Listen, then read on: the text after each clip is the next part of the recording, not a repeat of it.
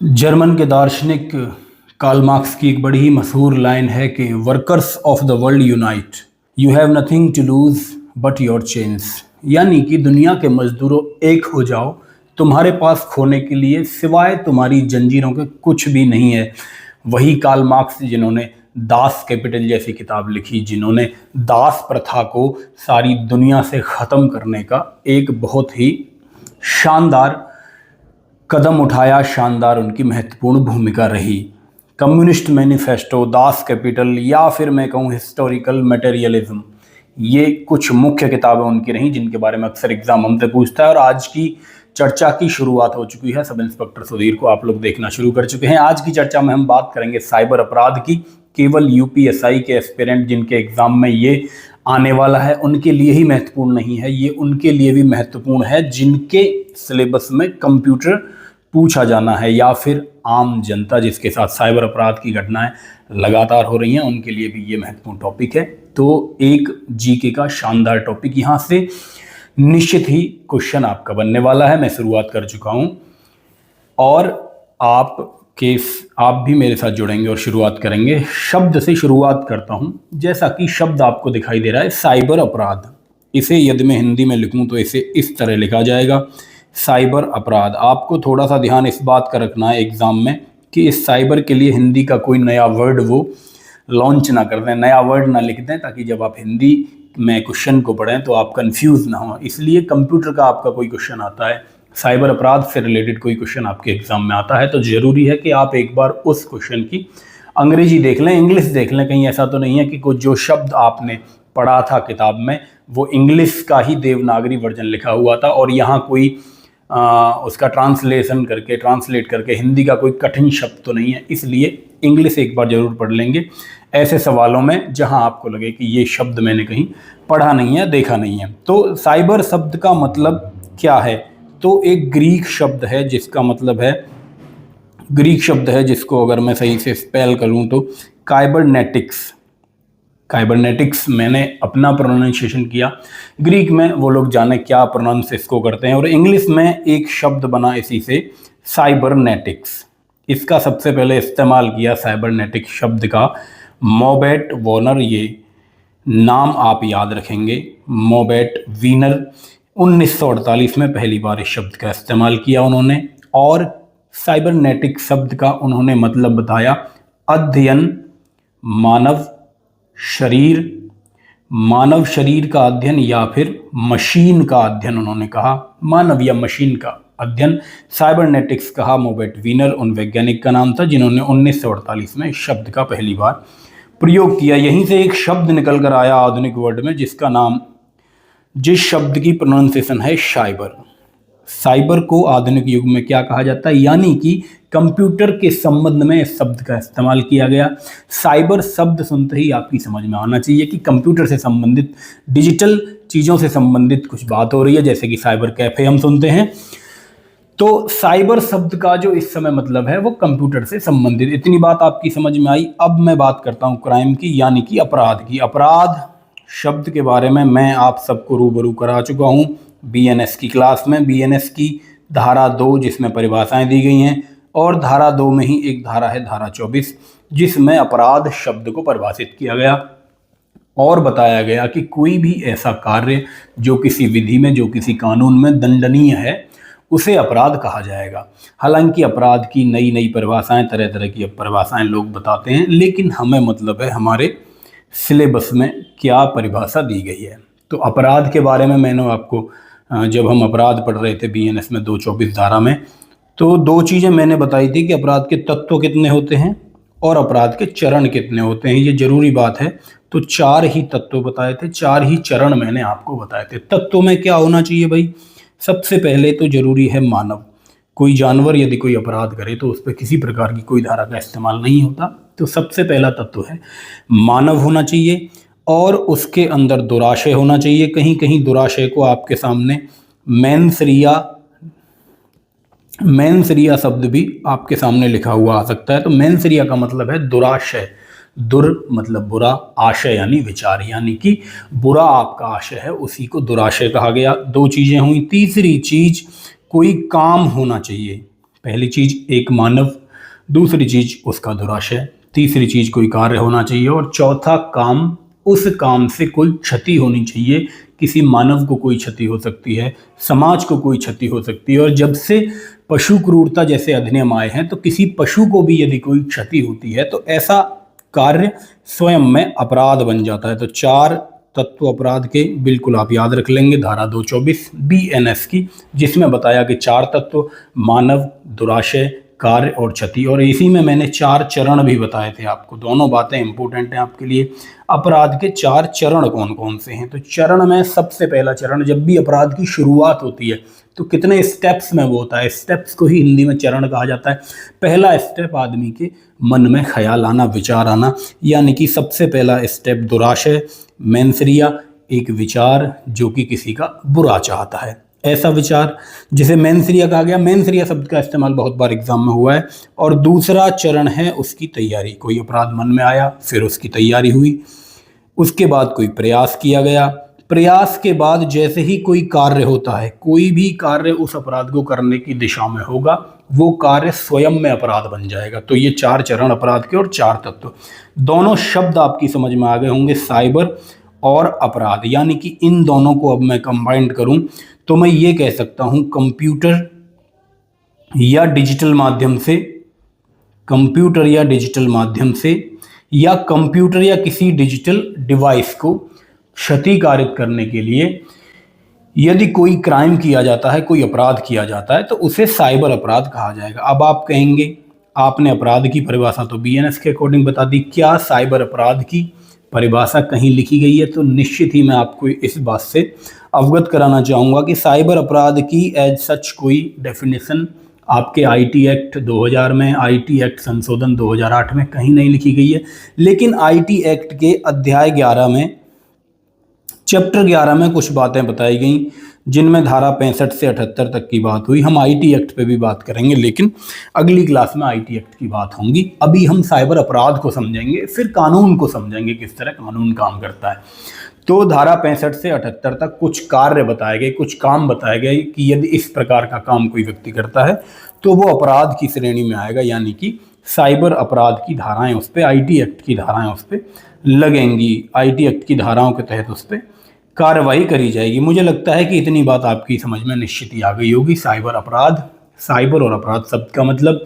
अब इसकी शुरुआत करते हैं, ये कितने प्रकार का होता है, ये आया कहाँ से, पहली बार कब आया, पहला वायरस कब आया, इन सब तथ्यों पर बात होंगी जो एग्जाम में निश्चित ही पूछे जाते रहे हैं।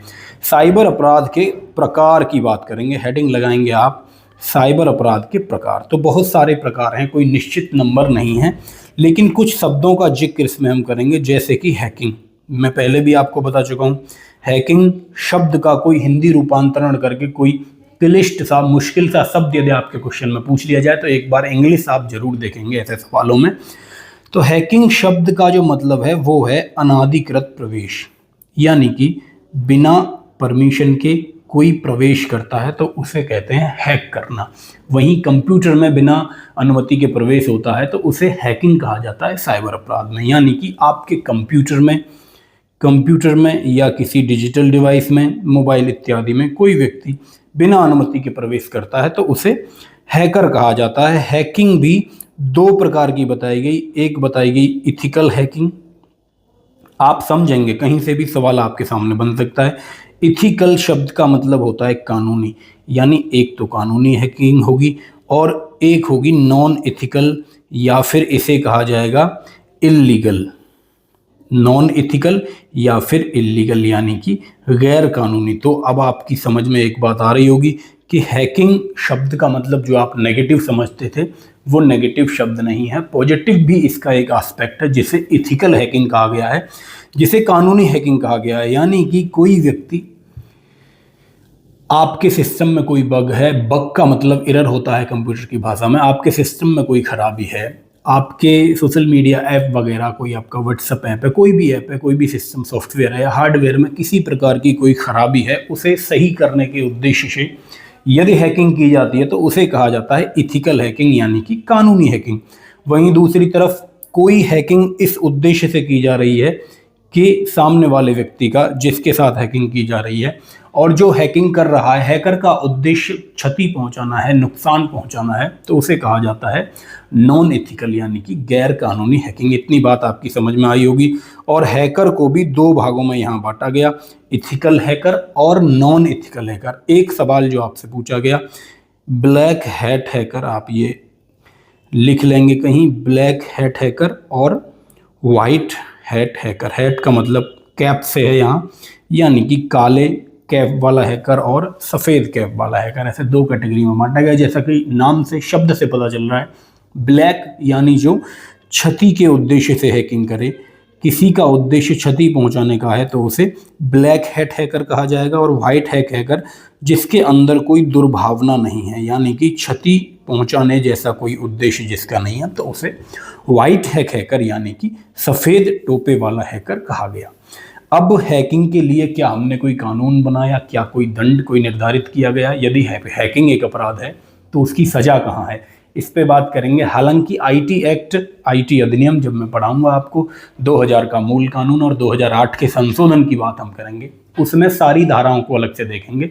लेकिन यहाँ मैं आपको बताता चलूँगा साथ में कि आईटी एक्ट, इंफॉर्मेशन टेक्नोलॉजी अधिनियम 2008 की धारा 42N में इथिकल नहीं, हैकिंग के बारे में प्रावधान किया गया है। यानी कोई व्यक्ति हैकिंग करता है तो धारा 42N आईटी एक्ट 2008 की उससे संबंधित है। इसके अलावा बीएनएस की धाराएं भी कभी कभी इसमें लागू होती हैं, जैसे बीएनएस 303(1), 303(2) चोरी के संबंध में है।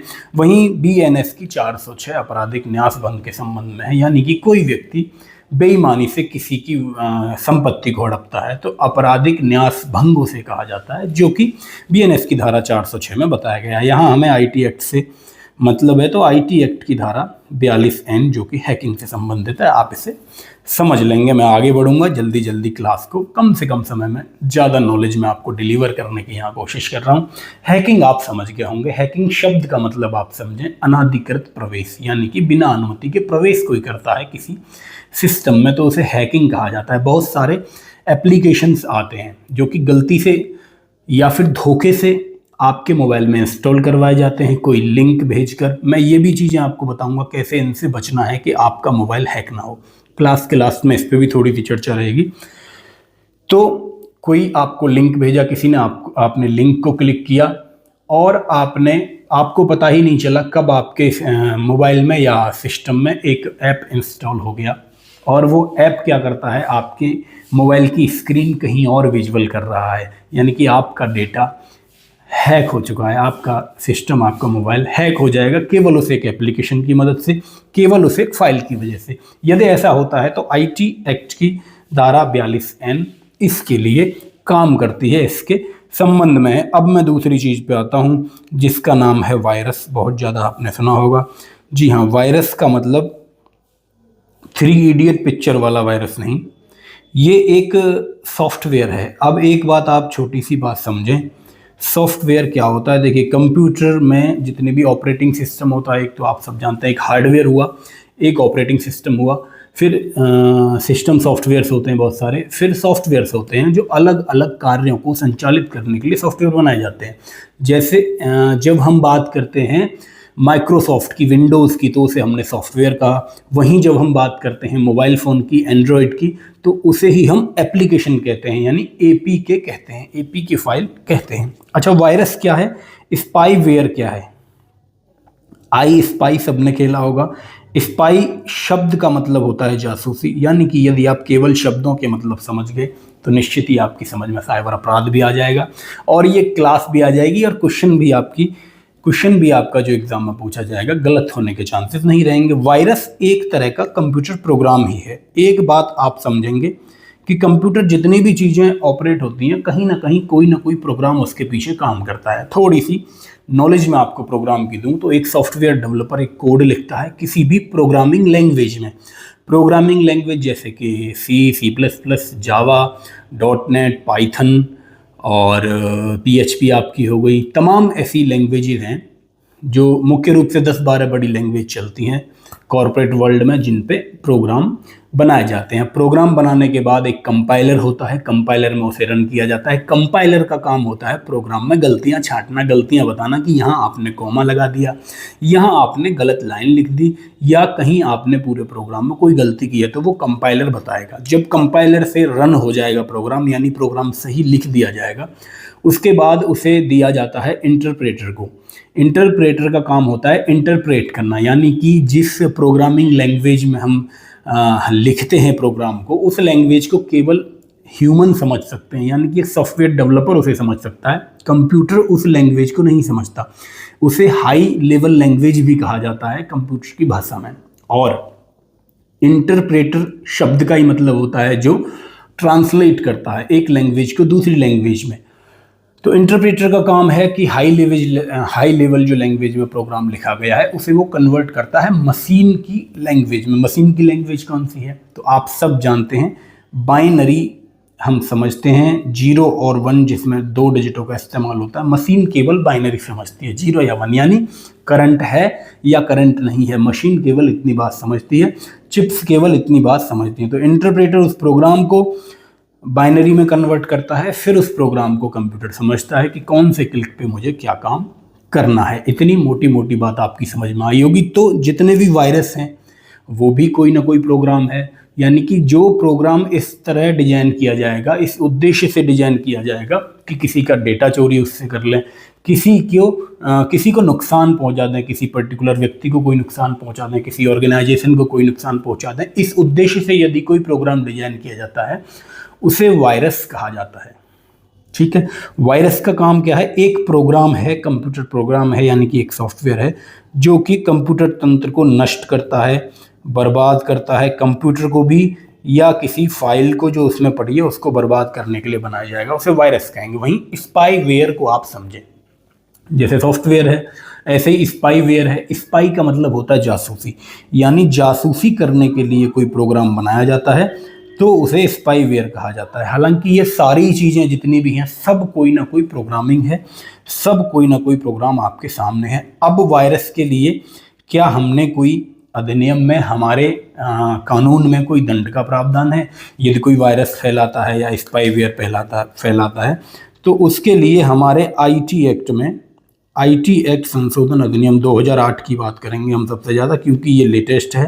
2000 वाला पुराना है, 2000 वाले का ही अपडेटेड वर्जन है 2008 का एक्ट।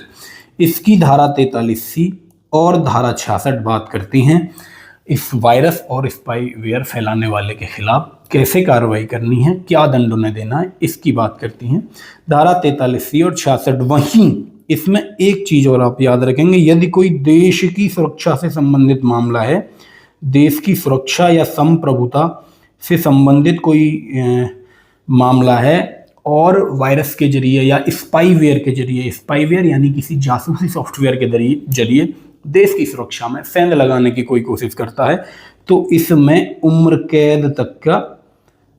कैद तक की दंड का भी प्रावधान है। इस बात को आप थोड़ा सा अलग से याद रख लेंगे। मैं मानता हूं कि आपको स्पाईवेयर समझ में आ गया होगा।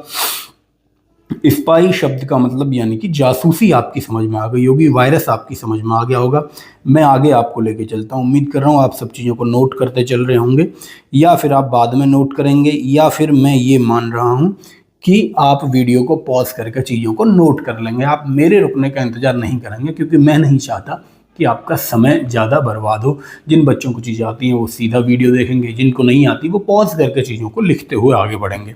अगली चीज़ की बात करता हूँ जिसका नाम है ईमेल स्पूफिंग, यानी कि इसे मैं ऐसे लिखूँ हिंदी में देवनागरी में तो ईमेल स्पूफिंग इसे इस तरह लिखा जाएगा। ये क्या भला है भैया, ईमेल स्पूफिंग क्या होता है या फिर फ्रॉड क्या होता है? इसके जरिए फ्रॉड का काम किया जाता है। ईमेल स्पूफिंग शब्द का मतलब आप समझेंगे। स्पूफिंग का मतलब एक तरह से बहकाना होता है, यानी कि धोखा देना होता है एक तरह से, या पागल बनाना होता है, ऐसे हम समझ सकते हैं इस बात को। अब धोखा मतलब क्या? एक ईमेल आपको प्राप्त होता है जिसमें यह कहा जाता है कि आपकी लॉटरी निकली है, आप ये इनाम जीत चुके हैं, यानी कि यहाँ पर लॉटरी के माध्यम से, इनाम के माध्यम से, या मैं कहूँ किसी भी अन्य प्रकार के लालच के माध्यम से व्यक्ति को फंसाया जाता है ईमेल करके या कोई मैसेज करके कि आपकी लॉटरी है, इनाम है। इस तरह आदमी को पागल बना के फंसा करके कोई मेल भेजा जाता है। इसी को ईमेल स्पूफिंग कहा जाता है, यानी ईमेल का इस्तेमाल करके आदमी की संपत्ति को क्षति पहुंचाने की कोशिश करना। इसमें जो चीज़ें स्पूफिंग में जो चीज़ें इस्तेमाल होती हैं, इसमें हैकिंग का भी इस्तेमाल होता है एक हद तक, यानी हैक करके भी ये काम किया जा सकता है सिस्टम को, या फिशिंग के जरिए भी ये काम किया जा सकता है। फिशिंग क्या होता है अभी मैं इस पे चर्चा करूंगा। और स्पैम के जरिए भी ये काम होता है। स्पैम आपने बहुत देखा होगा, ट्रू कॉलर पे कभी कभी कोई नंबर, किसी कंपनी से कोई कॉल आती है तो स्पैम लिखा आता है, SPAM। उसका मतलब है स्पैम कॉल, यानी कि धोखा देने वाली कॉल, यानी कि फ्रॉड कॉल एक तरह से। तो स्पैम का भी वही मतलब है लगभग, जो कि फ्रॉड से संबंधित है एक तरह से आप ये समझेंगे। तो ईमेल स्पूफिंग का मतलब यानी कि फर्जी मेल एक तरह से आप समझेंगे, जो लालच देते हैं लॉटरी या इनाम का, और उनके माध्यम से आदमी के साथ किसी प्रकार की क्षति की जाती है। आप समझेंगे अगली चीज़, इनका टारगेट क्या होता है भाई, ईमेल वगैरह भेजकर हैकिंग वगैरह करके क्या टारगेट वो करना चाहते हैं। किसी को फाइनेंशियल फ्रॉड करना है, किसी को पैसे किसी के चुराने हैं, तो वो टारगेट करता है कि किसी प्रकार से OTP मैं प्राप्त कर लूँ, किसी प्रकार से मैं इनकी बैंक डिटेल्स को प्राप्त कर लूँ। अभी मैं समझाऊंगा आपको किस तरह ये काम करता है। बैंक डिटेल्स को प्राप्त कर लूँ, इनके कार्ड की डिटेल्स को प्राप्त कर लूँ, जैसे कार्ड का CVV नंबर होता है, कार्ड की एक्सपायरी डेट होती है। आपने देखा होगा जब इस तरह का मेल किसी के पास आता है कि आपकी लॉटरी लगी है या आपको फलाना इनाम मिला है, फलाना कार आपको इनाम में मिली है, तो सबसे पहले वो एक फॉर्म भरवाते हैं जिसमें बैंक की डिटेल वो आपसे ले लेंगे। आपका बैंक का अकाउंट नंबर क्या है, आपकी डेट ऑफ बर्थ क्या है, आपका नाम क्या है बैंक में रजिस्टर्ड, और आपका मोबाइल नंबर बैंक में कौन सा है, आपका कार्ड नंबर क्या है, CVV क्या है, उसकी एक्सपायरी डेट क्या है, यानी तमाम इन्फॉर्मेशन वो आपसे निकालने की कोशिश करेंगे। एक नंबर बचेगा लास्ट में OTP, उसके लिए भी वो कुछ ना कुछ जुगाड़ करेंगे कि आपका OTP भी वो हैकिंग के माध्यम से, स्क्रीन मिररिंग के माध्यम से कैसे भी OTP ले लें और आपका अकाउंट हो जाएगा साफ। तो इन सारी चीज़ों का, चाहे वो हैकिंग हो, चाहे वो स्पाईवेयर हो, चाहे वो वायरस हो, चाहे वो ईमेल स्पूफिंग हो, चाहे वो फिशिंग हो या स्पैम हो, इस्तेमाल क्या है, किसी न किसी प्रकार से नुकसान करना है, क्षति करके दूसरे वाले व्यक्ति को अपना फ़ायदा लेना है। कई प्रकार की क्षति हो सकती है। कोई केवल वित्तीय क्षति करना चाहता है, यानी केवल पैसा उड़ाना चाहता है।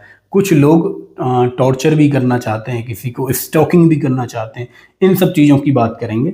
तो अब इस पे मैं एक चीज़ आपको बता देता हूँ कि IT एक्ट जो हमारा है, क्या उसमें कोई धारा है जो इन सब चीज़ों को डील करती है। ईमेल स्पूफिंग है, फिशिंग है, स्पैम है। स्पैम आप समझ गए होंगे। तो IT एक्ट की धारा 77B और धारा 66D इन सब चीज़ों से डील करती है। आपसे सवाल ऐसे बन जाएगा कि ईमेल स्पूफिंग से संबंधित कौन सी धारा है, तो 77B आपके सामने क्वेश्चन बन जाएगा कि ईमेल स्पूफिंग के जरिए किसी व्यक्ति के साथ फ्रॉड किया जाता है, निम्न में से कौन सी धारा इससे संबंधित है। तो IT एक्ट की धारा 77B। IT एक्ट तो आपको याद ही रखना है, 4 ऑप्शन होंगे, उनमें 2 में तो IT एक्ट नहीं देगा, 2 में IT एक्ट देगा। तो जिनमें IT एक्ट की धारा नहीं है, जो IT एक्ट अधिनियम ऑप्शन में नहीं है, वो तो ऐसे ही गलत हो जाएगा।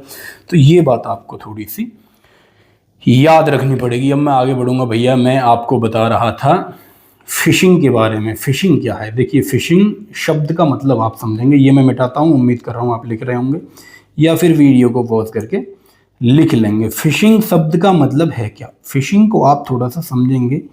फिशिंग एक तरह का नकली ईमेल है। नकली ईमेल कैसा होता है भाई, नकली ईमेल में आपको समझाता हूँ। जैसे मेरी ईमेल आईडी है, मेरी ईमेल आईडी के जैसी ही कोई एक ईमेल आईडी बनाता है, बस उसमें कहीं एक वर्ड चेंज कर देता है, तो दूसरी आईडी आराम से बन जाएगी। केवल एक डॉट, केवल एक हाइफन, केवल एक डैश लगाकर दूसरी ईमेल आईडी बन सकती है। लेकिन किसी व्यक्ति को यदि मैं एक ब्रांड को लेके चलता हूँ, जैसे किसी ब्रांड की ईमेल आईडी है किसी नाम से, जैसे मैंने कहा java.com कोई ब्रांड है, और वहीं कोई दूसरी ईमेल बनाता है जावा, एक तो मान लीजिए JAWA.com है, वहीं दूसरा बना देता है JAVA.com, यानी ये इनमें से एक मान लीजिए ये ओरिजिनल है ऊपर वाली, और नीचे वाली वो नकली बनाकर इस्तेमाल करता है। कैसे इसका इस्तेमाल होता है, आपको लगेगा कि ये जो मेल मुझे प्राप्त हुआ है ये ऑफिशियल कंपनी का प्राप्त हुआ है, लेकिन वो मेल किसका होगा, वो फर्जी मेल होगा। जैसे मैं आपको लाइव एग्जांपल बताऊं, एक व्यक्ति किसी कंपनी में काम करता था, किसी ठीक ठाक मैनेजर वगैरह के पद पे, कोई व्यक्ति उस कंपनी से डील करने के लिए आया, डील हुई, कुछ दिन बाद उस व्यक्ति ने वो कंपनी छोड़ दी जो कंपनी में काम करता था, लेकिन उसे पता था कि फलाने व्यक्ति की डील इस कंपनी के साथ चल रही है। तो जो व्यक्ति कंपनी में काम करता था उसने एक फर्जी ईमेल आईडी बनाई या फर्जी वेबसाइट बनाई जो बिल्कुल कंपनी की वेबसाइट जैसी दिखती थी। उसने मेल चालू करे उस व्यक्ति को करने, क्योंकि उस व्यक्ति को तो भरोसा हो गया कि फलाने व्यक्ति से मैं कंपनी में मिला था, ये उसी कंपनी में काम करता है। उसने काम चालू किया, नकली ईमेल के माध्यम से, नकली वेबसाइट के माध्यम से उसने डील डन कर दी कंपनी के बिहाफ पे, और जबकि वो नौकरी छोड़ चुका था कंपनी से। डील डन करके जितना पैसा उसे मिला, सारा पैसा लेकर वो भाग जाता है।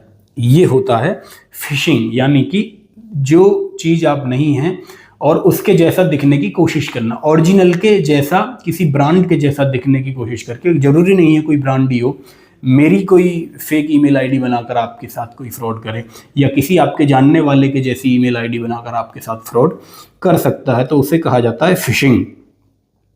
फेसबुक और उस पर जो चलता है आजकल वो होता है एक तरह से क्लोन। वो आपकी प्रोफाइल की क्लोन प्रोफाइल बनाते हैं। जो आपकी प्रोफाइल पिक्चर है वैसी प्रोफाइल पिक्चर, जो आपका नाम है प्रोफाइल पे वही नाम, थोड़ा बहुत माइनर सा उसमें चेंज कहीं होता है, और वो फेक प्रोफाइल बना के फिर कहीं मैसेज करते हैं पैसे के लिए। इस तरह की चीज़ें तो आम हमें देखने को मिलती हैं। तो हैकिंग हम समझ गए, फिशिंग हम समझ गए, स्पैम हम समझ गए, ईमेल स्पूफिंग हम समझ गए कि किस तरह लॉटरी इत्यादि का लालच देकर आदमी को पागल बना के उससे कुछ पैसा उसके साथ फ्रॉड किया जाता है एक तरह से। ये बात हमारी समझ में आई। तो इसके लिए कौन सी धाराएं हैं, धारा मैं आपको बता चुका, 77B आईटी एक्ट की और 66D। आईटी एक्ट की बात होगी, केवल आईटी एक्ट की, यानी कि इंफॉर्मेशन टेक्नोलॉजी अधिनियम 2008 में ये धाराएं इसमें दी गई हैं। अब मैं बात करता हूँ अगली चीज़ की। अगली जो आपने बहुत चीज़ें सुनी होंगी उनमें एक शब्द है पोर्नोग्राफी।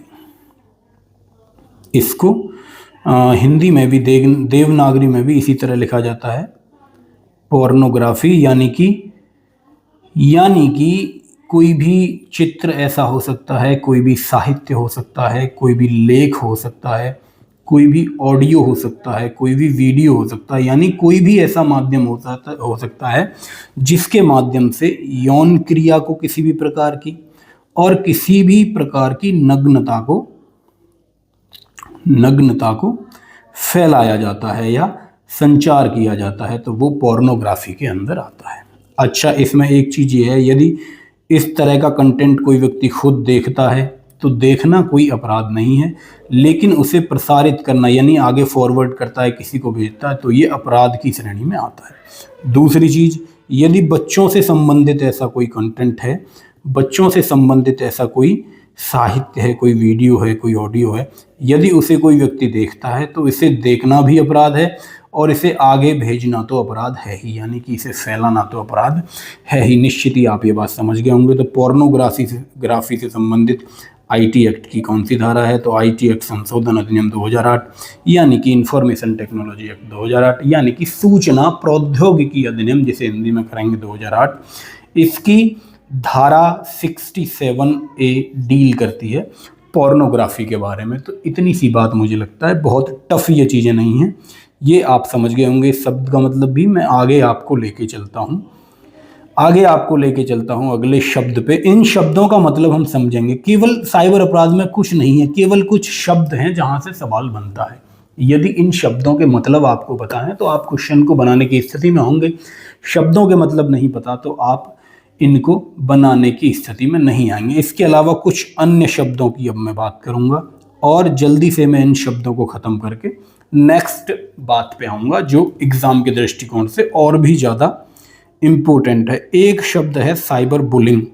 बुलिंग शब्द का मतलब आप समझते हो या ना समझते हो, लेकिन जैसे बैल को देखकर होता है ना, बुलिंग से समझें, बुल मतलब बैल, और बैल से आपके दिमाग में हिंदी में क्या आता है, आ बैल मुझे मार।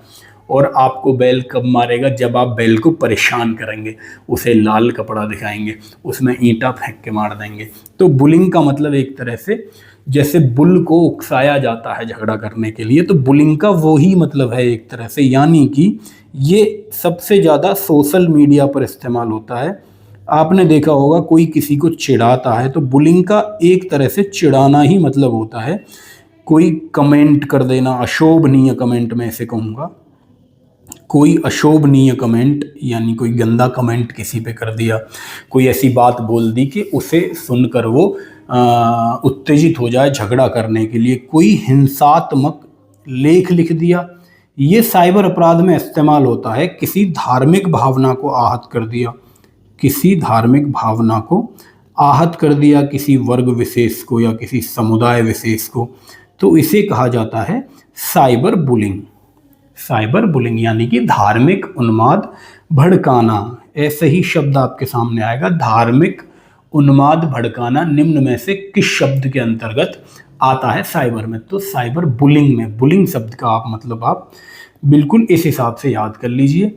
और इसके लिए भैया कौन सी धारा काम करती है, ये आप सबके लिए सवाल है, गूगल करके आप मुझे कमेंट में बताएंगे ये वाली बात। तो मैं साइबर बुलिंग के बारे में बताया, ऐसे ही सवाल एक बार आया था कि साइबर बुलिंग का निम्न में से क्या अर्थ है, तो धार्मिक उन्माद भड़काना इस तरह उसका जवाब था। आगे चलेंगे भाई, आगे एक शब्द है ट्रोजन। ये क्या है भाई, ट्रोजन्स क्या है? ट्रोजन के पीछे की एक कहानी मैं आपको बताता हूँ। असल में एक कहानी है ग्रीक, एक देश आप सब जानते हैं, ग्रीक नहीं ग्रीस एक देश आप सब जानते हैं, और दूसरा एक देश था ट्रॉय। इन दोनों में एक समय युद्ध चल रहा था, बहुत पुराने साल में, बहुत पुराने समय में, जो युद्ध 10 वर्ष तक चला लगभग। इस युद्ध में जब ये 10 वर्ष तक चला, ग्रीस का एक योद्धा है जिसका नाम है ओडिसियस। ये बहुत काम की चीज़ है, आप याद रखेंगे। ग्रीस का एक योद्धा है ओडिसियस। जब ग्रीस बिल्कुल हारने ही वाला था तो ओडिसियस ने प्लान बनाया कि हम ट्रॉय जाते हैं, यानी ट्रॉय शहर जाते हैं, वहाँ के राजा को कुछ गिफ्ट हम लोग देंगे। तो उन्होंने क्या किया, लकड़ी के घोड़े तैयार करवाए, लकड़ी के घोड़े जो कि एक गिफ्ट जैसे देखने में लगते थे, और उन घोड़ों के अंदर अपने सिपाही छिपा दिए, और वो एक तरह से इस प्रकार उसे ट्रॉय ले जाकर दिखाया गया कि हम आपके लिए उपहार लेकर आए हैं, जबकि उनके सिपाही उन घोड़ों के अंदर छुपे हुए थे। ट्रॉय शहर में वो आए, शहर के गेट पे सारे घोड़े लगा दिए गए, तो शहर वासियों को लगा कि भाई ग्रीस वालों ने हार मान ली, हमारे लिए उपहार भेजे हैं। वो अपनी जीत का जश्न मनाने में जैसे ही मामूर हुए, वैसे ही घोड़ों से सिपाही निकले और पूरे ट्रॉय शहर को कब्जे में कर लिया, क्योंकि वो उधर तैयार नहीं थे, उन्होंने कब्जे में कर लिया। तो वहीं से ये ट्रोजन हॉर्स एक शब्द में निकला, और साइबर अपराध में यानी कि कंप्यूटर में इसका इस्तेमाल हुआ ट्रोजन का, यानी कि एक सॉफ्टवेयर बनाया जाएगा जो कि बाहर से कुछ और दिखाई देगा, अंदर से कुछ और होगा। ट्रोजन की कहानी से, ट्रोजन हॉर्स की कहानी से ये कहानी निकलती है, यानी सामने से तो वो लगता है कि कोई गिफ्ट मेरे लिए आया है, लेकिन जैसे ही आदमी ने उस पर क्लिक किया, उसके अंदर से कोई वायरस निकला जिसने सिस्टम को हैक कर दिया। या सामने से कोई फाइल मुझे ऐसी दिखाई दे रही है कि मेरे काम की है, जैसे जैसे मैं एकदम लाइव एग्जांपल लूँ, आपके व्हाट्सएप पे एक मैसेज आया अननोन नंबर से, और वो शादी के कार्ड जैसा आपको लगा दिखने में, आप उसका एक्सटेंशन देखना भूल गए, आपको लगा कि ये पीडीएफ फाइल है। आपने जैसे ही क्लिक किया, क्लिक करते ही कोई ऐप आपके फ़ोन में इंस्टॉल हुआ, आपका फ़ोन हैक हो गया, आपका फ़ोन हैंग हो गया, या आपके फ़ोन की जानकारी उस लिंक के उस पर क्लिक करने के माध्यम से किसी और के पास चली गई। तो यह है ट्रोजन, जो कि सामने से कुछ और दिखाई दे रहा है, लेकिन उसके अंदर कुछ और ही लिंक है, और ही कोई कंटेंट है, और ही कोई फाइल है जो आपको नुकसान पहुंचा सकती है। तो ट्रोजन आपकी समझ में आ गया होगा इस कहानी से। ट्रोजन की कहानी जो कि ग्रीस और ट्रॉय की कहानी है, एक युद्ध की कहानी जहां 10 साल तक ये युद्ध चला, और वहीं से ये बात निकल के आई कि ट्रोजन जैसा मामला भी बन सकता है, यानी कि सामने कोई चीज़ उपहार जैसी है लेकिन अंदर हमारे लिए खतरनाक हो सकती है। तो ट्रोजन वायरस एक तरह से वहीं से शब्द निकला, यानी कि एक ऐसा वायरस जो दिखने में तो कुछ और है, गिफ्ट के जैसा है, उपहार के जैसा है, यानी दिखने में हमें लगे कि हमारे काम की चीज़ है, लेकिन अंदर उसमें प्रोग्रामिंग कुछ और हो रखी है जो आपको नुकसान दे सकता है। इतनी बात मुझे लगता है आपकी समझ में आई होगी। जो 5-6 शब्द मैंने बताए हैं ये सबसे ज़्यादा इंपॉर्टेंट होते हैं, यहीं से सवाल बनने के पूरे चांसेस भी हैं। अब मैं आपको आगे लेके चलता हूँ कुछ फैक्टों की तरफ, यानी कि कुछ तथ्यात्मक जानकारी की बात करेंगे। फिर उसके बाद हमेशा की तरह हम किताब के कंटेंट पे चलेंगे, फिर क्वेश्चंस पे चलेंगे। 1 घंटे में सारी क्लास आपकी खत्म हो जाएगी। 1 घंटा और मैं आपका लूँगा अगली क्लास में, जिसमें साइबर अधिनियम की बात करेंगे। मूल विधि लगभग पूरी तरह हम ख़त्म कर चुके होंगे 5 से 6 क्लास में। अगली आपसे पूछा जा सकता है कि पहले कंप्यूटर वायरस का नाम क्या है। तो पहला कंप्यूटर वायरस जिसका नाम था क्रीपर और 1971 में सबसे पहले देखा गया। क्रीपर, क्रीप शब्द का हिंदी में क्या मतलब है कमेंट में मुझे लिख देंगे, मुझे इंतजार रहेगा। पहला कंप्यूटर वायरस है क्रीपर, जो कि 1971 में इस्तेमाल हुआ। बहुत बार ये क्वेश्चन आ चुका है, आ भी सकता है क्योंकि पहले कई बार आ चुका है, तो अब इसके चांस मुझे तो कम लगते हैं, लेकिन आ सकता है। अब जो मैं बता रहा हूँ जो इम्पोर्टेंट क्वेश्चन है, साइबर हमला यानी कि साइबर अटैक सबसे पहला कहाँ हुआ, ये इम्पोर्टेंट है क्योंकि अभी आया भी नहीं किसी एग्जाम में और आ भी सकता है। पहला साइबर हमला होता है मॉरिस वार्म नाम का, मॉरिस वार्म भी एक तरह का सॉफ्टवेयर होता है जो कि नुकसान देने के लिए बनाया जाता है। 1988 में ये पहला साइबर हमला हुआ था, मॉरिस वार्म जिसका नाम था। ये बात आप याद रख लेंगे। पहला बैंकिंग फ्रॉड आपसे पूछा जा सकता है, पहला बैंकिंग फ्रॉड कब हुआ और कहाँ हुआ। तो ये 1973 में पहला बैंकिंग फ्रॉड होता है और होता है न्यूयॉर्क के एक बैंक में। न्यूयॉर्क आप शहर याद रखेंगे, न्यूयॉर्क में पहला बैंकिंग फ्रॉड होता है। तो इतनी सारी चीज़ें हुई। साइबर हमने देखा, साइबर की हमने परिभाषा देखी, अपराध की परिभाषा देखी, अपराध के तत्व देखे, साइबर अपराध को हमने देखा है क्या। फिर उसके बाद हमने इन सारे शब्दों के मतलब देखे। पहले वायरस की बात की, पहले साइबर अटैक की बात की, पहले बैंकिंग फ्रॉड की बात की। बैंकिंग फ्रॉड से आपको बेला चाव वाली वो सीरीज शायद याद आ रही होगी, बेला चाव जिसमें गाना है, सीरीज का नाम मैं भूल गया, जिसमें बैंक को लूटने का काम करता है। उसमें एक प्रोफेसर होता है और बर्लिन होता है, टोक्यो होता है, इस तरह के शहरों के नाम रख के वो अपनी एक टीम बनाता है। उस सीरीज का क्या नाम है एक बार आप मुझे कमेंट में बता देंगे। और वो कौन सी पिक्चर है धूम सीरीज की जिसमें आमिर खान है, उसमें भी बैंक को लूटने का ही काम करता है वो। तो वो कौन सी पिक्चर है उसका नाम भी आप मुझे एक बार कमेंट में बताएंगे। अब मैं आगे बढ़ता हूँ प्रमुख कानूनों की। जब इस तरह के मामले बढ़े तो प्रमुख कानून क्या बने। भारत के कानून का नाम आप जान चुके होंगे, सूचना प्रौद्योगिकी अधिनियम 2000, जो कि बाद में संशोधित हुआ, और संशोधन अधिनियम 2008 आया। ये तो भारत का है, लेकिन इंटरनेशनल लेवल पे शुरुआत कहाँ से हुई, कैसे इसका ऐतिहासिक विकास है, क्या पृष्ठभूमि है, इसे समझने की कोशिश करते हैं। जब भी हम इंटरनेशनल लेवल की बात करते हैं तो एक संगठन हमारे दिमाग में आता है, यूएनओ, यूनाइटेड नेशन ऑर्गेनाइजेशन, यानी कि संयुक्त राज्य संघ। यूएनओ ने ही जब ये सब चीज़ें देखी, जब चीज़ें डिजिटल होने लगी, डिजिटल माध्यम से पेमेंट होने लगे, डिजिटल करेंसी व्यापार में इस्तेमाल होने लगी, तो इन्होंने डिजिटल वाणिज्य आदर्श विधि करके एक डॉक्यूमेंट निकाला और उस डॉक्यूमेंट पे सिग्नेचर करवाए जितने भी इनके सदस्य देश हैं।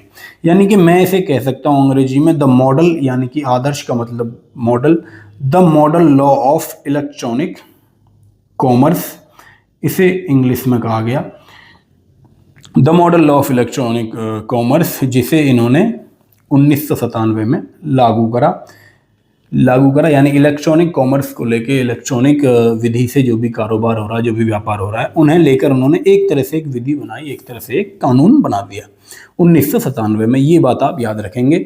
इसके बाद आगे बढ़ेंगे तो एक बुडापेस्ट कन्वेंशन की बहुत बात होती है, बुडापेस्ट कन्वेंशन की बहुत बात होती है। यदि पूछ ले आपसे कि क्या भारत इसका सदस्य है, तो बुडापेस्ट कन्वेंशन का भारत सदस्य नहीं है। मोस्ट इंपोर्टेंट बात आ जाएगी आपके सामने। ये 2001 में होता है।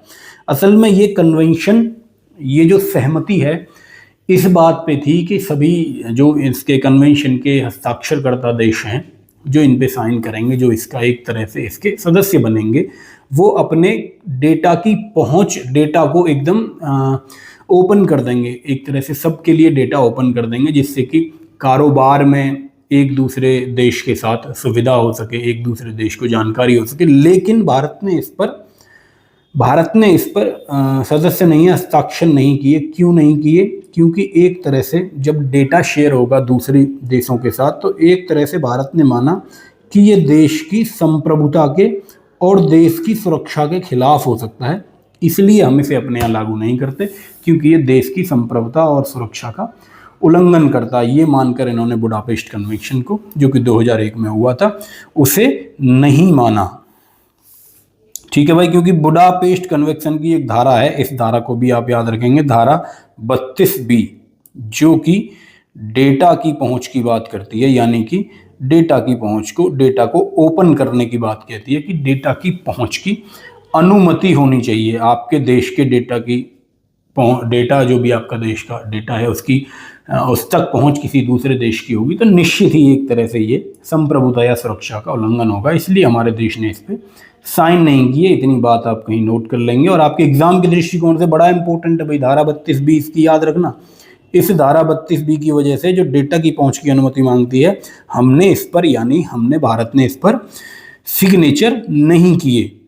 ठीक है, अब हम भारत की तरफ रुख करते हैं तो हमारा IT एक्ट, यानी कि सूचना प्रौद्योगिकी, यानी अंग्रेजी में से कहूँ तो इंफॉर्मेशन मतलब सूचना, स्पेलिंग में कोई गलती होगी तो दिल पे नहीं लेंगे, टेक्नोलॉजी एक्ट 2000, ये है मूल कानून। मूल कानून जो सबसे पहले हमने लागू किया सन 2000 में, जिसकी बात करेंगे अगली क्लास में, अभी बात नहीं करेंगे। और इसी में संशोधन हुआ, IT एक्ट में संशोधन हुआ 2008 में, यानी कि इसका अपडेटेड वर्जन आया 2008 में, जिसमें कुछ नई धाराएं जोड़ी गई, कुछ चीज़ों को हटाया गया। ये तो विकास हुआ कानून का। हमारे भारत तक ये कानून कैसे पहुंचा? और भारत में 2 कानून प्रमुख रूप से जो IT एक्ट से संबंधित हैं वो ये हैं। हालांकि BNS में जब संशोधन किया गया तो BNS में भी साइबर अपराध को इंट्रोड्यूस कर दिया गया। अब पहले IPC में साइबर अपराध को इंट्रोड्यूस नहीं किया गया था, लेकिन BNS में साइबर अपराध को भी एक तरह से शामिल किया गया। अब मैं बात करूंगा प्रमुख संगठन की। अभी हम तथ्यात्मक चीज़ों पर चल रहे हैं। प्रमुख संगठनों की बात करें तो UNO के बारे में आप सब जानते हैं। UNO की विधि की बात मैंने अभी अभी करी, और ये क्या हुआ गुरु? हाँ, प्रमुख संगठनों पे मैं चलता हूँ लेके। तो सबसे पहले जो कि एक संगठन है जिसका नाम है INTER, इंटरपोल का नाम आपने बहुत सुना होगा। 11 मुल्कों की पुलिस डॉन को ढूंढ रही है और डॉन तुम्हारा इंतजार यहाँ कर रहा है। 11 मुल्कों की पुलिस जो डॉन को उस पिक्चर में ढूंढ रही थी, वो असल में इंटरपोल की ही पुलिस थी जो ढूंढ रही थी। इंटरपोल एक तरह से बहुत सारे देशों का एक संगठन है, और वो एक तरह से इंटरनेशनल पुलिस उन्होंने बनाई, जो कि अंतर्राष्ट्रीय क्रिमिनल, जैसे भारत का कोई अपराधी किसी दूसरे देश में है, किसी दूसरे देश का अपराधी किसी तीसरे देश में है, उस पर कार्यवाही आखिर हो कैसे? आप जानते हैं कि कानूनी क्या अड़चनें आती हैं जब एक प्रदेश का, एक जिले का अपराधी दूसरे जिले में चला जाता है, तब कानूनी अड़चनें आ जाती हैं, परमिशन लेनी पड़ जाती है। एक स्टेट का अपराधी दूसरे स्टेट में चला जाता है, वहाँ फिर उच्च अधिकारियों से परमिशन लेनी पड़ती है, स्टेट के मामले में भी। वहीं यदि एक देश का अपराधी दूसरे देश में चला जाए तो फिर जो संगठन है उनकी ज़रूरत पड़ती है कि भाई ऐसे हम संगठन बनाएं, ऐसे नियम कानून बनाएं कि हमारे देश का अपराधी यदि आपके देश में है तो आप हमारे साथ सहयोग करेंगे, और आपके देश का कोई ऐसा व्यक्ति है जिसकी आपको तलाश है, हमारे यहाँ है, तो हम उसमें आपका सहयोग करेंगे। इसलिए ज़रूरत पड़ती है इंटरनेशनल संगठनों की। तो इसी तरह से इंटरपोल एक तरह से इंटरनेशनल पुलिस है, और इंटरपोल का ही एक साइबर क्राइम इसकी विंग है, साइबर क्राइम को जो देखती है, जिसे इन्होंने कहा साइबर क्राइम डायरेक्टिव्स। स्पेलिंग्स पे नहीं जाएंगे, साइबर क्राइम डायरेक्टेट्स, डायरेक्टिव्स नहीं, डायरेक्टरेट्स,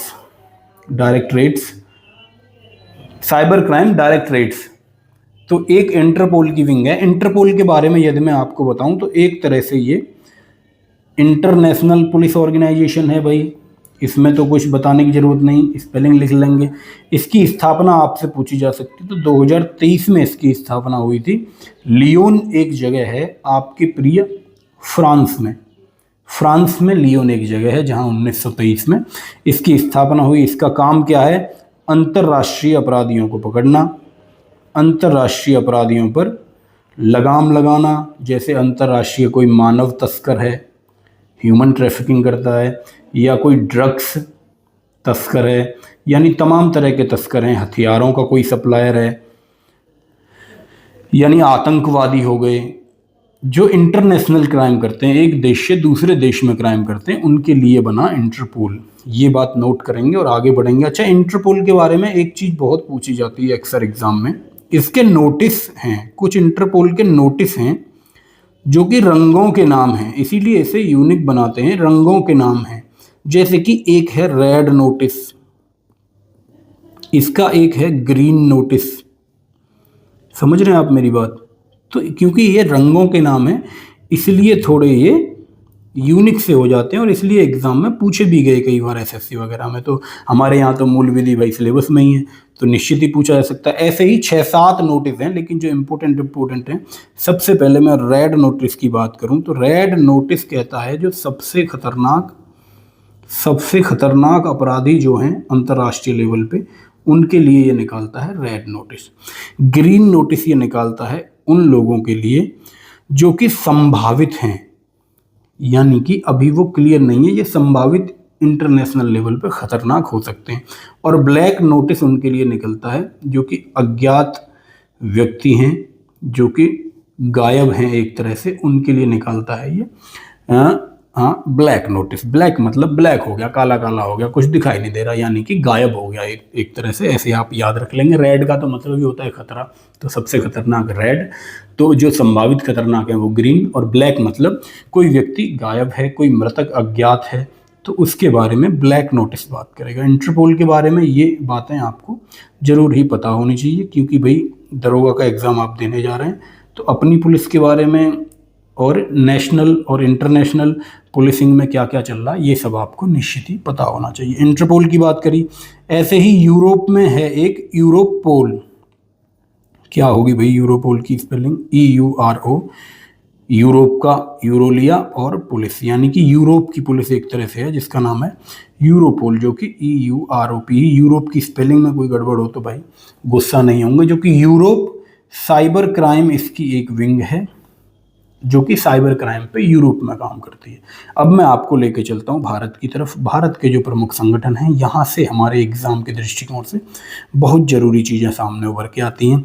सबसे पहले संगठन की बात करते हैं I4C की, मोस्ट इम्पोर्टेंट, एकदम याद कर लेना, एग्जाम में आ जाएगा और आप धोखा खा जाएंगे। यानी कि एक बार I 4 बार C, इसकी फुल फॉर्म आपसे पूछ सकता है। तो I for Indian, C for cyber, फिर C for crime, cyber crime को फिर सी से कोऑर्डिनेशन, अगले वाले सी से सेंटर, CENTRE। दो तरह के सेंटर होते हैं, एक CENTER, एक CENTRE। दोनों का मतलब, दोनों का अंतर CGL वाले बच्चे और CPO वाले बच्चे जानते होंगे, जिन्हें अंग्रेजी पढ़नी है, जिनके एग्जाम में आती है, वो बताएंगे कमेंट में दोनों का अंतर। तो Indian cyber crime coordination centre, जिसे I4C कहा जाता है, आपसे पूछा जा सकता है गुरुजी भैया इसकी स्थापना कब हुई? तो सन 2020 में इसकी स्थापना होती है। आपसे ये भी पूछा जा सकता है भैया स्थापना हुई थी तो कहाँ इसका हेडक्वार्टर है? तो हेडक्वार्टर है इनका दिल्ली में, क्योंकि भारत का है, तो राजधानी में ज़्यादातर हेडक्वार्टर होते हैं। गृह मंत्रालय के अधीन ये काम करता है। इतनी मोटी मोटी बातें आपकी समझ में आ जाएंगी। अब इनकी वेबसाइट आपसे पूछ ले तो I4C.MHA.gov.in। देखियो, गवर्नमेंट ऑफ इंडिया की कोई भी ऑफिशियल साइट होती है उसके पीछे gov.in लिखा होता है, जिसका मतलब होता है गवर्नमेंट ऑफ इंडिया एक तरह से। तो इसको भी आप याद रख लेंगे। तो यहाँ भी आप जो ऑप्शंस हैं उनको एलिमिनेट करने की स्थिति में आ जाएंगे। तो gov.in जो गवर्नमेंट ऑफ इंडिया की ऑफिशियल साइट्स होती हैं, अधिकतर के पीछे इस तरह gov.in लगाएगा। अगले संगठन की तरफ चलता हूँ, नोट करते रहना भैया, वीडियो पॉज कर लेना, पीछे जाके देख लेना। तो क्योंकि वीडियो है इसमें आसान है, मुझे नहीं लगता कि चीज़ों को रिवाइज करवाने की या बार बार बताने की ज़रूरत है। आप वीडियो को दोबारा जाके देख लें, रिवाइज हो जाएगा। अब मैं बात करता हूँ दूसरे पोर्टल की तरफ, NCRP, दूसरे संगठन की तरफ। एक तरह से NCRP की फुल फॉर्म आप सबसे पहले देखेंगे, नेशनल क्राइम रिपोर्ट, P4 क्या है भाई? पोर्टल। तो NCRP है नेशनल क्राइम रिपोर्ट पोर्टल। आपने NCRB सुना होगा, नेशनल क्राइम कंट्रोल ब्यूरो, एक तरह से आपने सुना होगा एनसीआरबी, लेकिन एनसीआरबी नहीं है, एनसीआरपी है, national cyber crime report portal. NCRB cyber मैंने लिखा कि नहीं, national cyber crime reporting portal, अब बनेगी सही। अरे मैं दोबारा लिख ही देता हूँ पूरा भाई, एन फॉर नेशनल, सी से साइबर और क्राइम दोनों एक ही सी है, रिपोर्टिंग यानी कि जहाँ रिपोर्ट करना है, पोर्टल इसका मतलब आप समझे, पोर्टल का मतलब होता है जो चीज़ ऑनलाइन है, एक तरह से अवेलेबल है आपके लिए, जहाँ आप जाके साइबर क्राइम को रिपोर्ट कर सकते हैं। तो साइबर क्राइम एनसीआरपी की वेबसाइट की बात करें तो www, पिछले साल भी वेबसाइट का एक क्वेश्चन आया था, और अधिकतर एग्ज़ाम्स में जहाँ कंप्यूटर आना है वहाँ किसी न किसी वेबसाइट के बारे में पूछता है, तो बिल्कुल इसके बारे में आप अवेयर रहेंगे, पूछा जा सकता है। तो www.cybercrime.gov.in यानी गवर्नमेंट ऑफ इंडिया की है, इसलिए ये इसके पीछे लगा रहेगा। ये लॉन्च कब हुआ आपसे पूछा जा सकता है, तो सन 2019 में ये लॉन्च हुआ था श्रीमान। और I4C जो इससे पहला संगठन था, इसके द्वारा ही ये संचालित किया जाता है, यानी जो नोडल एजेंसी है, एक तरह से इनके जो पिताजी हैं, इनके बाप हैं, वो I4C है, किसकी, एनसीआरपी की, नेशनल साइबर क्राइम रिपोर्टिंग जो पोर्टल है उसकी।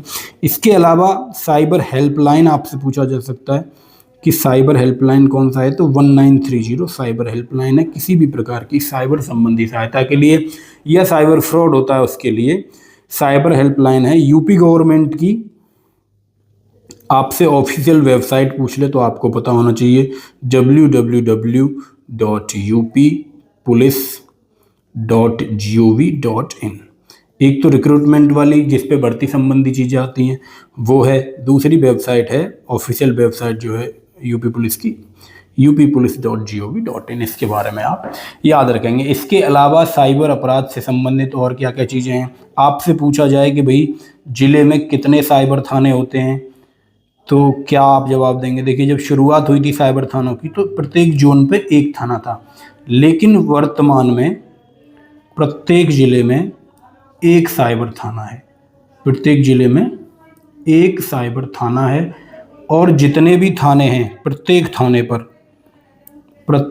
थाने पर एक साइबर डेस्क एक तरह से है, साइबर डेस्क इसे कहें या सेल कहें एक तरह से, यानी कि प्रत्येक थाने पर एक छोटा सा साइबर का एक कॉर्नर बनाया गया, साइबर डेस्क या साइबर सेल जिसे कहा गया थाने की, एक ज़िले में साइबर थाना बनाया गया, इसको आप याद रखेंगे। इसके अलावा एक जो करंट में चीज़ चल रही है वो है साइबर कमांडो। आपसे पूछा जा सकता है कि ये साइबर कमांडो चीज़ क्या है, तो साइबर कमांडो तैयार करने की सेंट्रल गवर्नमेंट की, केंद्रीय सरकार की एक प्लानिंग है, जिसमें ये कह रहे हैं कि हमें लगभग 5000 साइबर कमांडो 5000 प्लस तैयार करने हैं और अगले 5 वर्षों में तैयार करने हैं, ये 3-4 साल से, यानी कि हो सकता है कि साइबर कमांडो वाली जो बात थी तो 5000 आप याद रखेंगे जो टारगेट है। और साइबर कमांडो जो केंद्र सरकार का एक प्रोग्राम है जिसमें 6 महीने की ट्रेनिंग होती है, अलग अलग आईआईटी संस्थान में साइबर कमांडो कोर्स करवाया जाता है 6 महीने का, और एक साइबर कमांडो एक तरह से पुलिस इत्यादि से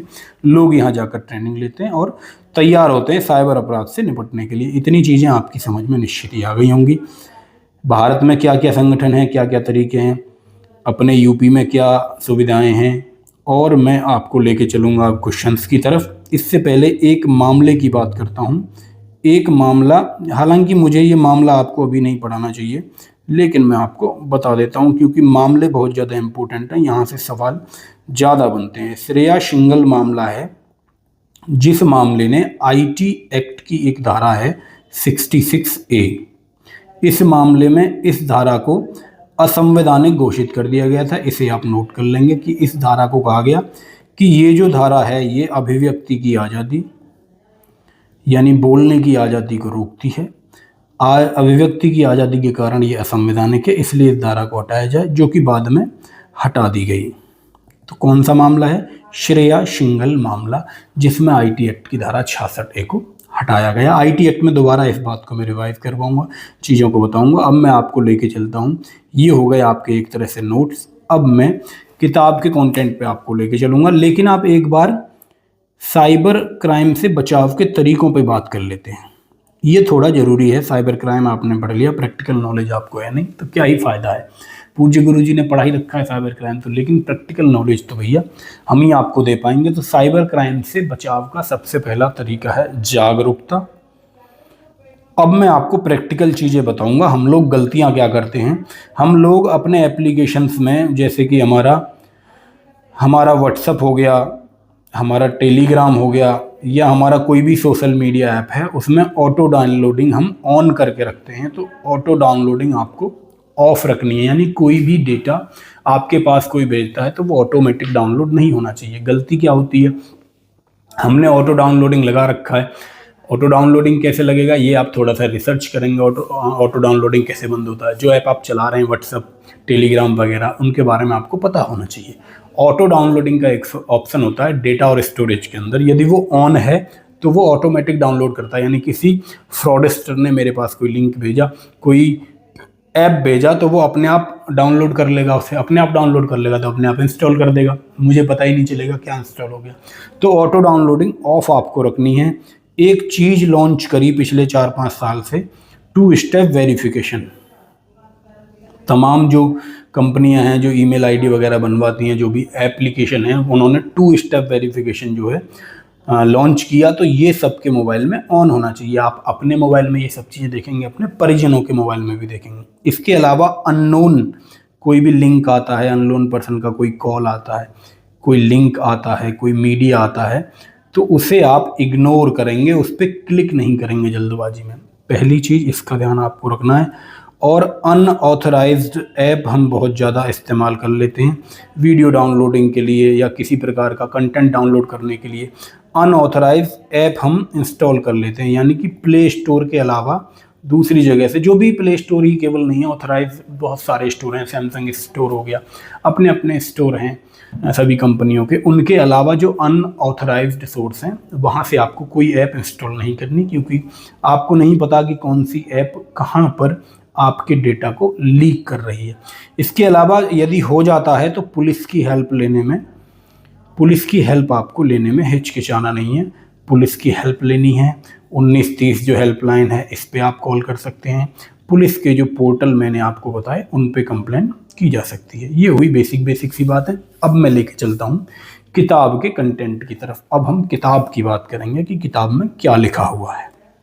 चीज़ें रिपीट होंगी और मैं जल्दी किताब के कंटेंट को ख़त्म करूंगा। 1 घंटे की क्लास हो चुकी है, लगभग 15-20 मिनट में हम चीज़ों को ख़त्म कर लेंगे। साइबर अपराध क्या है, बात कर चुके हैं।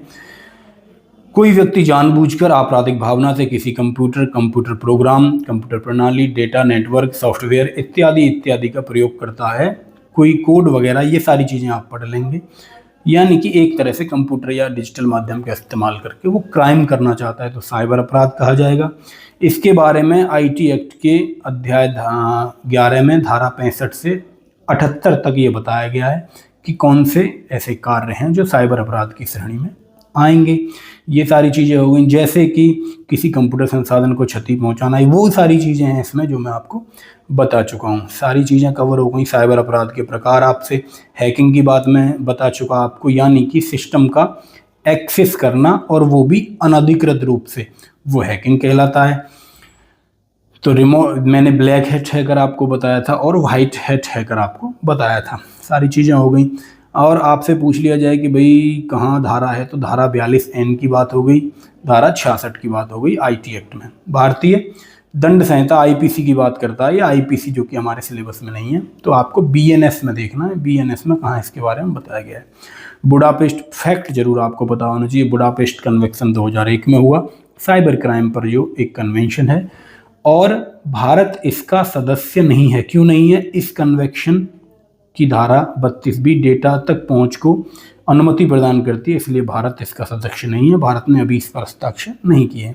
भारत सरकार ने, ये बात मैंने नहीं बताई, ये नई बात है, भारत सरकार ने 2013 में साइबर सुरक्षा नीति का निर्माण किया, इंपॉर्टेंट बात। और बीएन श्री कृष्णा समिति 2018 में बनी, जो पर्सनल डेटा संरक्षण पर आधारित है। ये समिति जो कि इस पर जांच कर रही हैं और ये अपनी रिपोर्ट देंगे कि कैसे कानून होना चाहिए, क्या चीज़ें और होनी चाहिए कानून में। तो ये बात आप बिल्कुल याद रख लेंगे।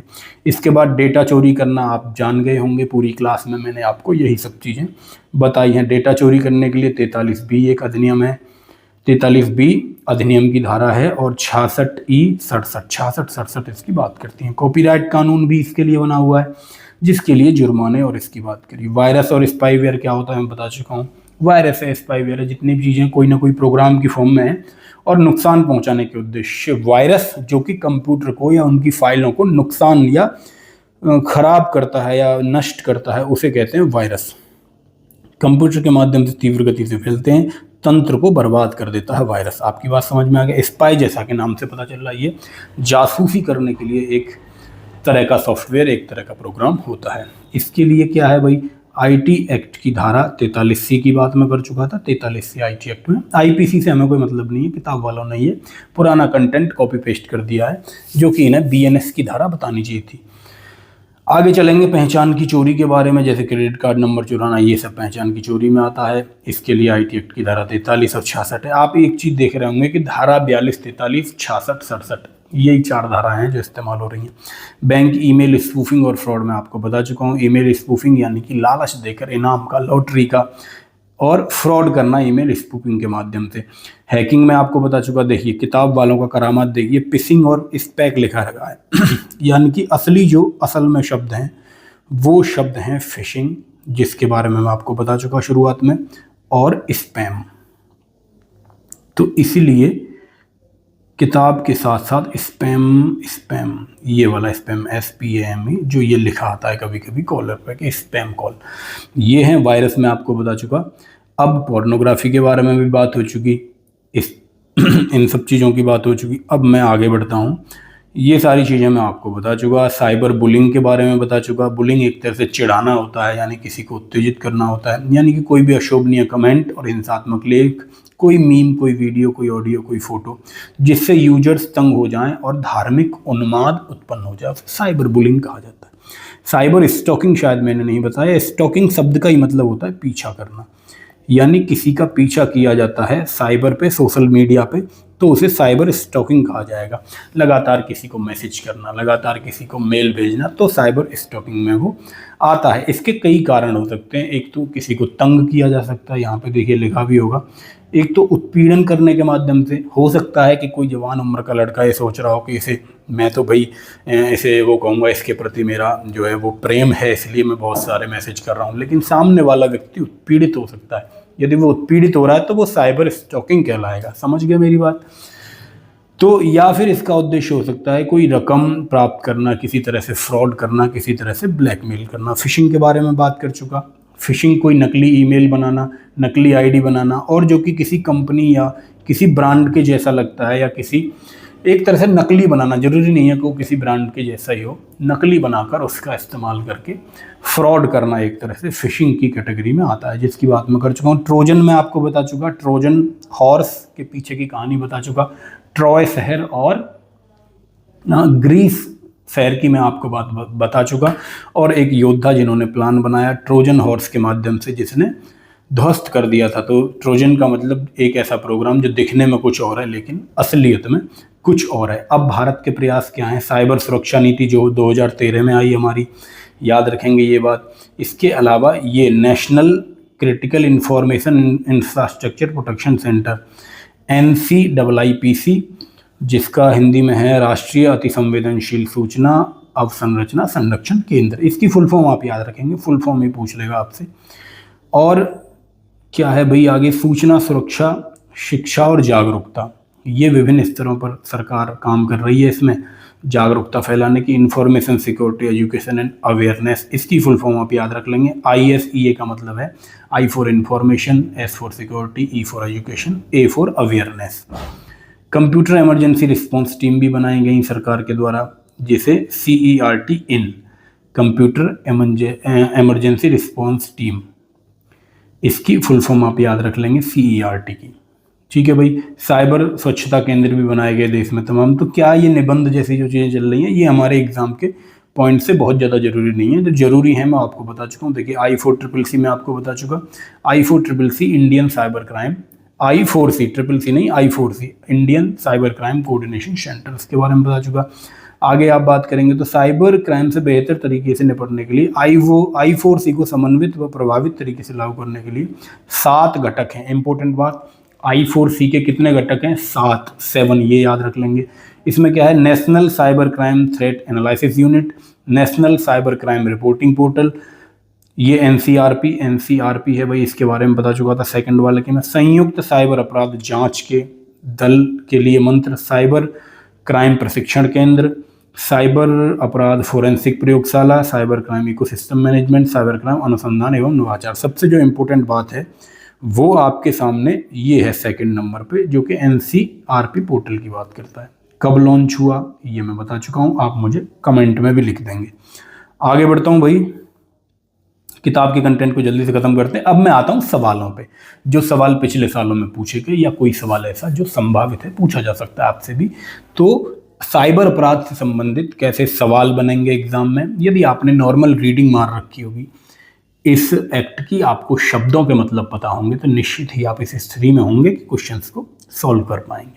अब देखते हैं साइबर अपराध के। हमारा जो टॉपिक है मूल विधि का यूपीएसआई में वो है साइबर अपराध एवं सूचना प्रौद्योगिकी अधिनियम, यानी साइबर अपराध आज हमने पढ़ लिया, अब अपराध पढ़ लिया, अब उस पर कानून पढ़ेंगे कल की क्लास में। अब आप क्वेश्चंस पे आए। पहला क्वेश्चन आपके सामने, सूचना प्रौद्योगिकी अधिनियम के अंतर्गत अपराध से किन व्यक्तियों को अभियोजित नहीं किया जा सकता? राष्ट्रपति को, राज्यपाल को, संयुक्त राष्ट्र संघ के पदाधिकारी को, या सभी को? तो सभी चीते यहाँ पर ऑप्शन में दे दिए, तो किसी को भी इसमें अभियोजित नहीं किया जा सकता। ठीक है भैया, इतनी चीज़ें याद रख लेंगे। क्यों अभियोजित नहीं किया जा सकता, अधिनियम में पढ़ेंगे डिटेल में। ये क्वेश्चन वैसे अधिनियम का था। सूचना प्रौद्योगिकी अधिनियम की किस धारा के अनुसार, ये धारा पूछ ली सूचना प्रौद्योगिकी अधिनियम की, धारा 87 डायरेक्ट देख लेंगे। अभी ये क्वेश्चन कल की क्लास के हैं। देखो साइबर अपराध में क्या शामिल है, ये क्वेश्चन देखें। कंप्यूटर के माध्यम से छल, सही बात है, ये भी सही बात है। कंप्यूटर के माध्यम से बौद्धिक संपदा संबंधी अपराध, बिल्कुल सही बात है।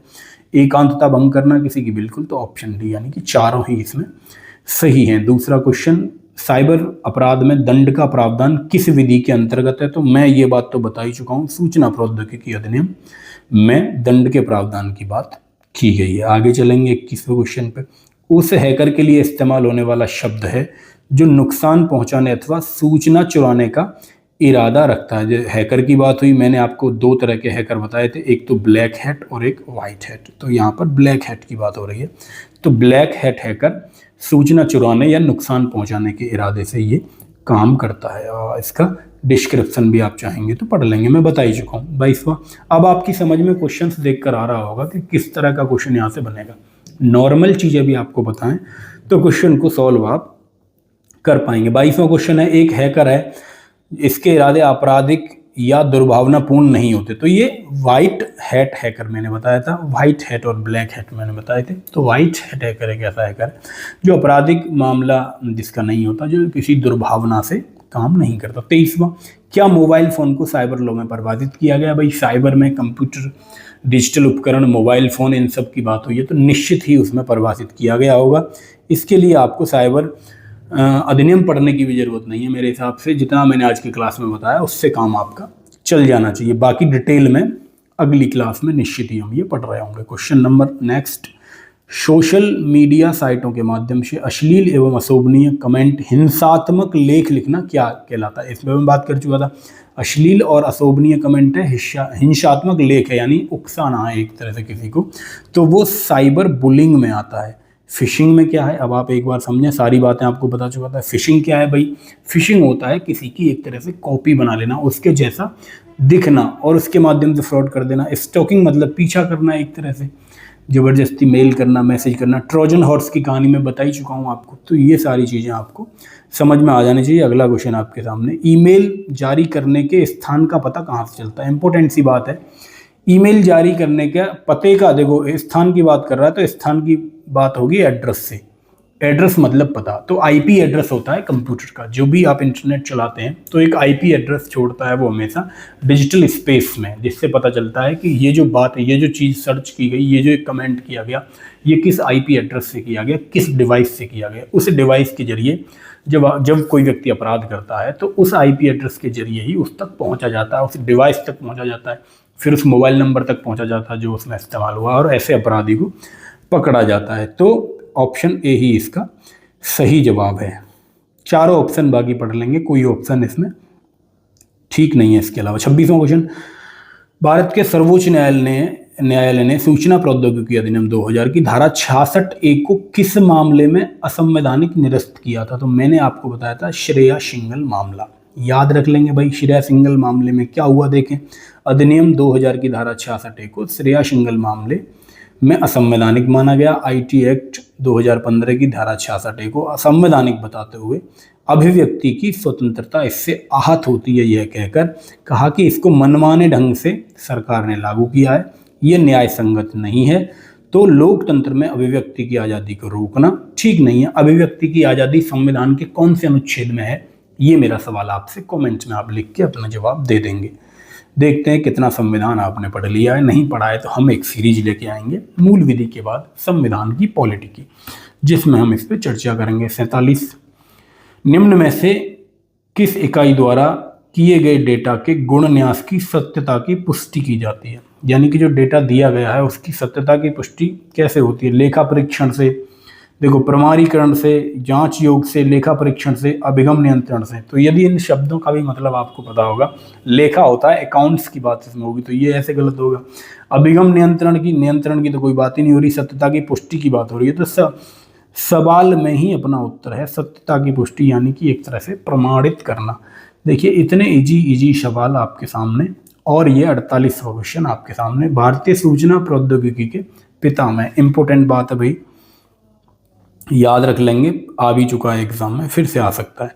तो सूचना प्रौद्योगिकी के पिता में भारत में है नारायण मूर्ति, जो कि एक कंपनी है इन्फोसिस टेक्नोलॉजी, जिसकी स्थापना इन्होंने करी थी। बहुत बड़े भारतीय सॉफ्टवेयर इंडस्ट्री के ये एक तरह से कहें नाम रहे हैं।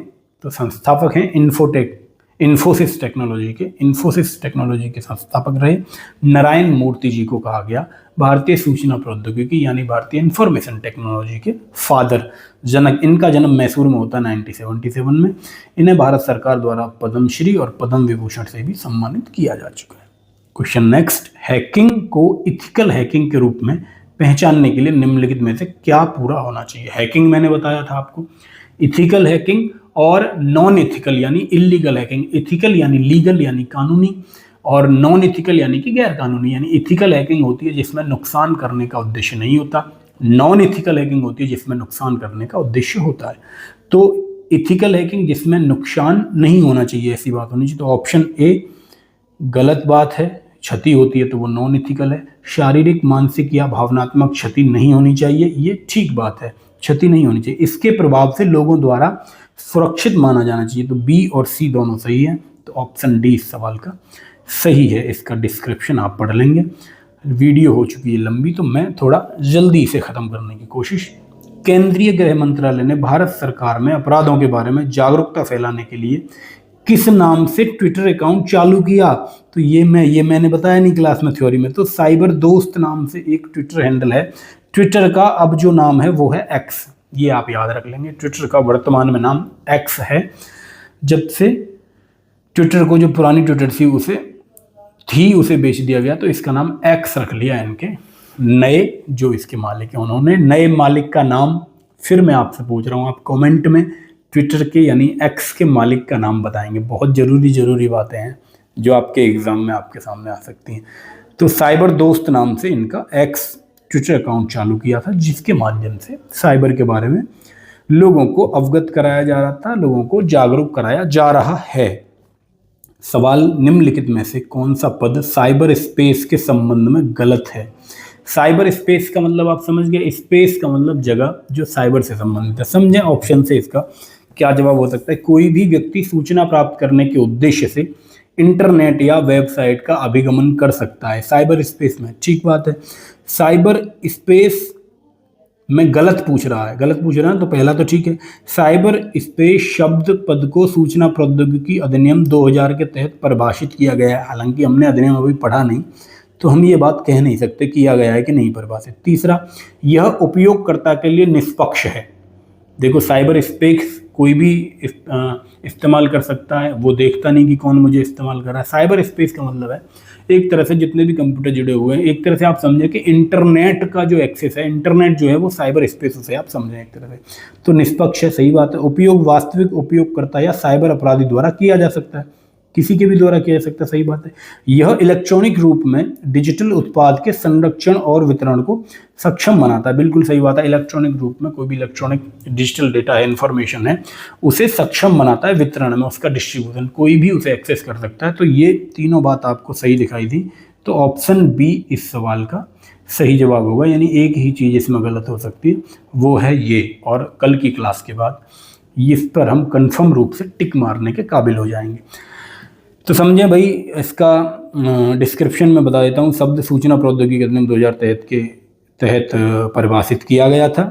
यह कथन गलत है, क्योंकि साइबर स्पेस शब्द पहली बार विलियम गिम्बस ने 1984 में अपनी पुस्तक न्यूरोमंसर में इस्तेमाल किया। देखिए, साइबर स्पेस जो कि अंग्रेजी का वर्ड है, तो ऐसा संभव नहीं है कि सन 2000 में साइबर स्पेस के बारे में बताया जाए, क्योंकि हम देख रहे हैं कि पहला वायरस 1971 में आ गया जिसका नाम क्रीपर है, अटैक हो गया 78 में और 88 में, इतनी चीज़ें हमने पढ़ी। तो साइबर स्पेस सन 2000 में भारत में लॉन्च होगा साइबर स्पेस शब्द, ऐसा संभव नहीं था। इसलिए भी हम इस हिसाब से भी ऑप्शन बी को मार सकते थे। साइबर स्पेस का मतलब है संगणक नेटवर्क, यानी कंप्यूटरों का नेटवर्क। देखिए, या संगणक शब्द लिख दिया, ऐसे ही पेपर में करेगा, कंप्यूटर की जगह किसी इंग्लिश वाले शब्द की जगह हिंदी लिख देगा, कंफ्यूज कर देगा। इसलिए मैं कहता हूँ कंप्यूटर के सवाल में इंग्लिश जरूर एक बार देख लेना। संगणक नेटवर्क या कंप्यूटर नेटवर्क द्वारा जुड़कर आपसी संपर्क बनाने वाले वातावरण को, यानी एक तरह से इंटरनेट को साइबर स्पेस इन्होंने कहने की कोशिश की। 52वां क्वेश्चन, इंटरनेट पर साइबर अपराधियों को अपराध के आरोप से उचित संरक्षण प्रदान करता है। यानी इंटरनेट पर जो साइबर अपराधी है, वो क्या कारण है कि उससे वो बच जाता है। पहला ऑप्शन कनेक्टिविटी, कनेक्टिविटी कोई कारण नहीं है। आईपी एड्रेस तो ढूंढने का कारण है, यदि अपराधी जो मिलता है आईपी एड्रेस से मिलता है, वो बचने की बात कर रहा है। संरक्षण कौन दे रहा है? एंटीवायरस भी संरक्षण नहीं दे रहा। यानी कि इंटरनेट पर जो व्यक्ति काम कर रहा है उसका नाम किसी को नहीं पता, वो गुमनाम व्यक्ति कोई भी कहीं से भी एक्सेस कर ले रहा है। तो एनोनिमिटी यानी अनामिकता जो है, एक तरह से इससे उसे संरक्षण मिलता है। अगला क्वेश्चन, यदि कोई विदेशी नागरिक अश्लील सामग्री प्रकाशित करता है और भारतीय सर्वर पर उपयोग करता है, तो वह किस कानून के तहत दंडनीय होगा? भारत में काम हो रहा है तो हम केवल भारत के कानून की बात करेंगे, विदेशी कानून से कोई मतलब नहीं। भारत में साइबर कानून से इसका मतलब होगा ऑप्शन बी, हमें विदेश के कानून से ज़्यादा मतलब है नहीं। अगला क्वेश्चन, साइबर अश्लीलता यानी पोर्नोग्राफी का कारण बनने वाली सामग्री के लिए सामग्री की प्रकृति कैसी होनी चाहिए? देखो, ऑप्शन से समझ में आएगा, सामग्री को प्रकाशित करने या प्रसारित किया जाता है वह कामुक है, सही बात है। सामग्री कामुक अभिलाषा के लिए अपील करती है, सही बात है। सामग्री के प्रभाव के कारण किसी भी व्यक्ति के बिगड़ने और भ्रष्ट होने की कम संभावना है। कम संभावना नहीं है, संभावना ज़्यादा है। तो ऑप्शन सी इसमें गलत है, ऑप्शन ए और बी बिल्कुल सही है। तो ऑप्शन डी में ए और बी दोनों हैं, तो ये इसका सही जवाब लगा के आप आगे बढ़ेंगे। अगला क्वेश्चन, एक प्रकार का साइबर अपराध है जहां computer system network computer virus से संक्रमित होता है। अब बताइए भैया, कंप्यूटर वायरस से संक्रमित होता है, इन चारों में से कौन सा ऐसा अपराध है? देखो, प्रकाशन अधिकृत का उल्लंघन, ये बात नहीं है। जालसाजी, साहित्यिक चोरी, मेलवेयर अटैक, केवल इसमें एक आपको समझ में आ रहा होगा। मेलवेयर, फिर मैंने बताया मेल का मतलब होता है इस वाले मेल का गलत, एक तरह से, यानी कि कोई गलत चीज़ है। मेलवेयर जैसे सॉफ्टवेयर है, ऐसे ही मेलवेयर है। मेलवेयर एक तरह का वायरस है जो कि किसी कंप्यूटर को, तंत्र को संक्रमित करने के लिए, बेकार करने के लिए, उसके कुछ ना कुछ गड़बड़ी करने के लिए इस्तेमाल किया जाता है। इसका आप डिस्क्रिप्शन चाहें तो पढ़ लें। ये आखिरी क्वेश्चन है आज का। मेलवेयर अटैक एक साइबर अपराध है जहां कंप्यूटर सिस्टम नेटवर्क संक्रमित होता है, ये आप डिटेल में पढ़ लेंगे। और आखिर में एक बात कि वीडियो यदि आपको पसंद आई है तो लाइक कर दें, कमेंट कर दें और सभी साथियों को अपने से शेयर कर दें कि किस तरह से मूल विधि पढ़ा जाता है। जो पूज्य गुरुजी 8 घंटे की क्लास पढ़ा रहे हैं एक एक अधिनियम की, वो तरीका नहीं है पढ़ने का। पढ़ने का सही तरीका ये है जो मैंने आपको बताया, जहाँ से आपकी समझ में सारी चीज़ें आ जाएंगी और आपको बोरिंग भी नहीं लगा होगा, ऐसा मैं मान के चल रहा हूँ। खैर, आगे बात करेंगे अधिनियम की कल की क्लास में, यानी कि नेक्स्ट क्लास में। तब तक के लिए अलविदा। लाइक कर दो, कमेंट कर दो और शेयर कर दो वीडियो को। हाइप का एक ऑप्शन आता है HYP, हाइप भी आप लोग कर दिया करो। मिलते हैं, जय हिंद।